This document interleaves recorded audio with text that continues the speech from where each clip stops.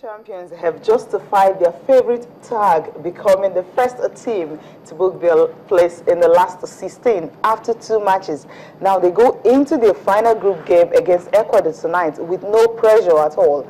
But the tension would definitely be greater for all the teams in Group D, with Nigeria, USA, Australia, and Sweden seeking to join Japan, Brazil, Germany, China, and host nation Canada in the last 16.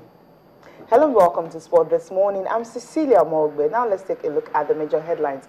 And we're starting in Canada. Can the Super Falcons redeem themselves as African champions tonight? That's the big question, because they will be facing two-time champions America at 1 a.m. Nigerian time. That's early hours of Wednesday morning. And it was a 6-goal thriller in Santiago at Copa America, with Chile and Mexico sharing the spoils there. Also on the program, all eyes will be on King James in Game 6 tonight in the NBA Finals at Cleveland. Golden State Warriors lead the series 3-2. Now, the Special Olympics start in July, and Nigerian swimmers are ready to bring more medals home from the Games. Now, let's see this report on how prepared they are to deliver more medals for the country, having won 4 in the last edition. Not even the rain could deter these lots. Meet Nigeria's swimming team to the 2015 Special Olympics World Summer Games in Los Angeles. Tejumoluwa Ogunlela, Adebi Olatunji, Treasure Chidi Ofon, and Adedamola Roberts. Every 4 years, athletes with intellectual limitations converge to compete on a global stage as sports fulfills its part in social inclusion. With this year's edition fast approaching, Team Nigeria has been in training, perfecting their skills for the 100 meters, 200 meters, and relay freestyle events. Coach Anifowoshi Abayomi believes Nigeria can surpass the feat of 2011 in Athens, where they won 4 medals. I believe we will come in a better position, in a better medals. Because we are going for 3 games, which I believe 4 of them are going to give me 12 medals, 3 each.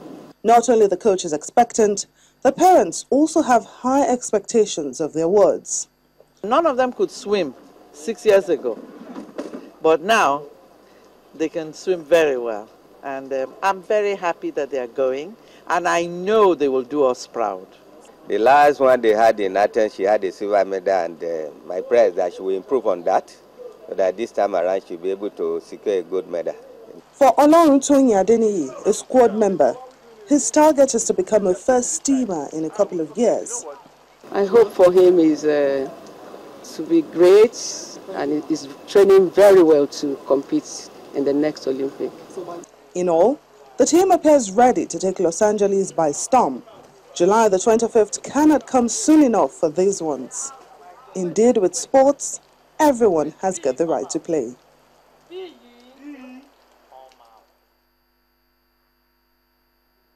Yeah, more medals, that's what they are seeking. Once they get to Los Angeles, July 25th, that's when it's starting. Of course, it's the 14th edition of it, and Nigerian swimmers have really been successful in this one. What Chinasa Boy joins me now. Chinasa, good morning. Good morning, Cecilia. How are you doing? Yeah, I'm good. You saw the reports just now. Yeah, special fantastic report. You know, kudos to you guys, because apparently this is one event that doesn't get much coverage, and it's sad because, you know, like we just saw in the reports, 4 years ago they were in Athens and they got 4 medals, you know, including a silver medal. So it shows you that these people actually put in a lot in preparing for these games, and they go out there and they do something. They get medals. They make the country proud, and they don't get recognition. You know, it's sad. I think with the little expose on what they've been doing and what they're trying to achieve, maybe they might get a little more spotlight shown on them, and apparently they'll just go ahead and get better. You know, we just hope that when they get to Los Angeles in July, they might just do better than they did last year. You can see the level of preparation. You can see that they are motivated. They love what they're doing, and I think it's good for sports generally in the country. Yeah, obviously, because we just can't wait for these lads to be in Los Angeles and see how many medals they will win. For them, it's just competing and, of course, having fun and get to be part of something really, really special. Okay, now, well, it's tonight, 1 a.m., the Super Falcons, of course, the African champions, you know, everyone keeps saying they keep having this underdog tag. Well, when they're in Africa, they are favorites. But when it comes to world stage, they're really not. How will they be able to do that? Remember in 2007 against the US, it was just a lone goal victory. But this time around, the Super Falcons are actually aiming and seeking to see how they will get all 3 points, not just 3 points, score as much as 3 goals, see how they will go there. Now, this today's fixtures, what you have on the screen here. In Group C, you have Ecuador and Japan. Of course, Japan have already booked their spot. Switzerland will be seeking to join them. Same with Cameroon. For Cameroon, well, it's been a good ride for them, but sometimes when they get to meet a stronger opponent, well, just get to lose. They'll see who is going to get out from this group and join Japan, defending champions, of course, who have qualified after just 2 games. They have the maximum point of 6. In Group D, yes, that's the big one. And Nigeria and USA have been tagged the match of the day. That's what everyone is looking forward to. You also have Australia and Sweden. They will also be in action. Now, for the Super Falcons, I asked Attire yesterday, was like, okay, we need, well, he said a major miracle. At first he said minor. Then later he now said we need a major miracle for us to really qualify from that. But looking at the Americans' statistics, it doesn't really tell well for the Super Falcons how far they will go in the game tonight. Well, something you would have noticed about female football, I think the fact that the competition has gotten closer. It's not the way it used to be. Yeah, we'll still see some very one-sided results, the 10-1, 10-0 victories. Okay, quickly we'll just run through this one, what we have here. In China, the very first edition, the Americans, of course, won it. And in winning it, they won all their games. They did not even, no draw, no loss. It was all win or through for them. In Sweden, 1995, they finished third. They got to the semi-final and finished third. Then when they hosted, they won in 1999, but in 2003, they couldn't defend it. They finished third also in that one. In China, 2007, they finished third also. And just the last edition, it was runner-up. And overall, check the numbers of goals that they've scored. You would understand that it's really, really massive. Now, they played about 36 games. The games won 29, goals scored 98, and goals conceded 32, and in all they've lost just 5. That's before this particular tournament. They've lost 5, and we're going to add this one, so that means they played how many games now? They've lost still on 5 because the other one was just a draw. And before this time around, they had 2 draws. But with what they played against Sweden, they didn't have 3 draws in all the games they played so far at the FIFA Women's World Cup. So you will say, is it all order for the Super Bowl? Yeah, but looking at that, like you just still sticking with statistics, looking at the Americans in this tournament so far, they've played 2 games. They scored 3 goals. They've considered 1. It shows you that one of the strongest part might be their defense, and unfortunately, that's not our strongest point. The attack has not been fantastic. They've scored just 3 goals in 2 games. So at least because they're complaining about the turf. Yeah, of course. Whenever she's playing on natural turf, she gets to play better. She's not worried about injuries, but playing artificial turf in Canada, she really had to watch it. Yeah, of course, it's true. And the problem, another problem with my face is that the Americans won't underrate us. Because if one back has come out to say that's the American captain, that Nigeria will be a very tough opponent. So we would not have that luxury of being maybe overlooked rather, and will feel that we might just go there and cause a surprise. They know what they know what we're capable of doing, so they are expecting a very tough game. So I think the Americans will be on their toes. So I just hope if our defense can get its acts right together. And apparently the goalkeeper, Ashdede, has been sort of disappointing. With all the experience, she's been very disappointing in this tournament so far. I think she needs to show a little bit of calmness. She should be more composed. I think with all the experience, she should be able to do that. Organize a defense, just be in control of the whole 18-yard line and everything.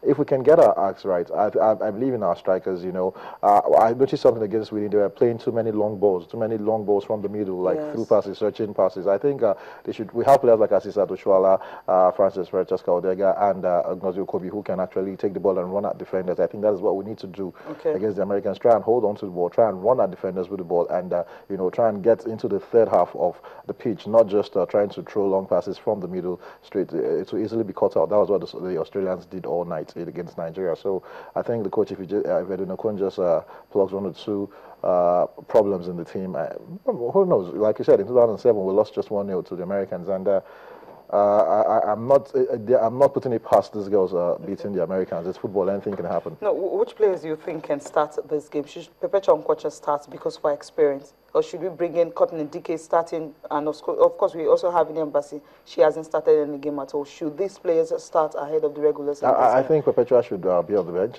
you know, because I think she will be valued if she comes in later on in the game, apparently. I think we should start explosively because we need to win this game. We need goals. I think with the likes of Courtney DK and Sisa Toshala and the other regulars, apparently, Odega we should attack from the onset because that's our strongest points right now. We know our defense. Because you have like seven. He went there with 7 forwards, and of course we've seen just you know, even Bornelli from Barcelona, where the first attacker is the first attacker is the first defender. They start defending from your own 18-yard line because they put pressure on you. I think we need to do that. We need to put the pressure on the Americans. You know.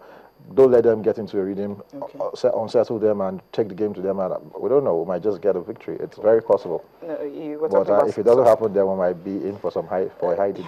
You were talking about some players that should start and some shouldn't. Your first 11, and which of the players you're looking forward to that you think really start this game and Nigeria will just be home and dry and of course get I'm not too confident about the defense, you know, so I think I'll just go straight to the attack. I'm expecting maybe if they can play, it's not even about what they can play because they have to be tactically spot on right now. So the middle also has to be solid. Very tight. You know, so if we can have three players in the middle or 2 players holding, 2 players holding. They play a 4-2-1-3 formation, 2 players holding, you know, sitting back. The other one, Ngozi Okobi in front, you know, of the 2 players holding, and then you have a front 3 of Odega, Oshuala, and I will start the swimmer. I'll start Courtney. I'll keep up Aaron on the bench. I'll start Courtney. You know, starting the 3 of them up front. I think they will give the Americans a tough game. And remember, Courtney plays in the U.S., so I think she would. She'll understand some of the players. Of also, course. Dega plays in the U.S. as Washington Spirit, so I think they would have a little bit of knowledge of what to expect from the American defense. Okay. All right, hopefully they get to win that one. Now, the Australians, of course, Sweden, they also stand a chance of qualifying. The Australians are saying that the last edition, of course, it was the Swedish team that ensured that they were out of the tournament in the quarterfinal. They're not really seeking revenge, but they just want to see how they will go into the game and, of course, surprise them, just the way they surprised the Super Falcons.